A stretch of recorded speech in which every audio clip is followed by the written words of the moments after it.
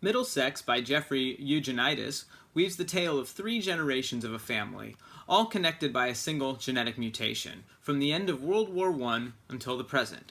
Bouncing between a historical and current timeline, we slowly learn about our narrator Cal, or Gallipoli as he is known at birth, while simultaneously being introduced to his grandparents, parents, and brother. Cal's family is Greek. Cal has a tendency towards the dramatic, and Cal also likes to talk about genetics. He sums up all three of these ideas neatly on page 4, saying, "Sorry if I get a little Homeric at times, that's genetic too." Much of what transpires from here does seem to come back to these three main ideas, and their connections to Greek history. The Greek heritage of Cal's family is an undercut current that flows through the entire text, from family ceremonies to family arguments about culture and assimilation. Cal's tendency towards drama keeps Cal on the move, affluently transient, but forever unable to find a place to call home. Cal's genetics are a product of the forbidden love of his grandparents, 3 generations in the making. And much like a Greek tragedy, Cal will live with his grandparents' decision for his entire life. But he will not suffer with it the way that they did. Cal's grandparents, Lefty and Desdemona Stephanides, were also brother and sister.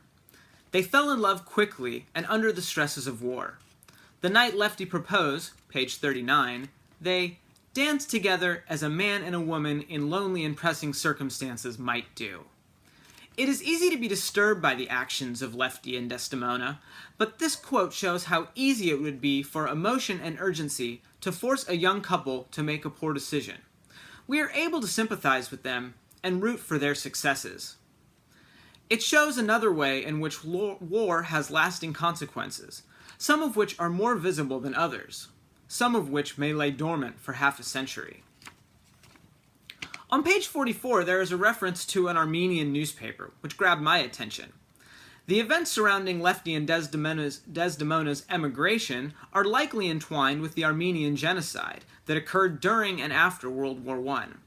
The United States of America has still not yet recognized its occurrence, probably only because of an Armenian-American band, System of a Down, from the late 90s, my high school days, am I even aware of the Armenian genocide.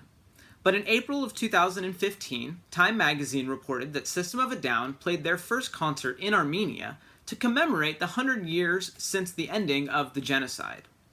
Because of System of a Down, I've always had a special place in my heart for those affected by the atrocities of the Armenian genocide. Probably only because of System of a Down do I even care.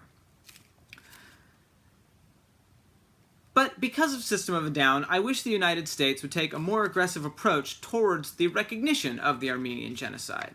And because of this book, I look forward to learning more about the subtleties of the Greek, Turkish, and Armenian geopolitics.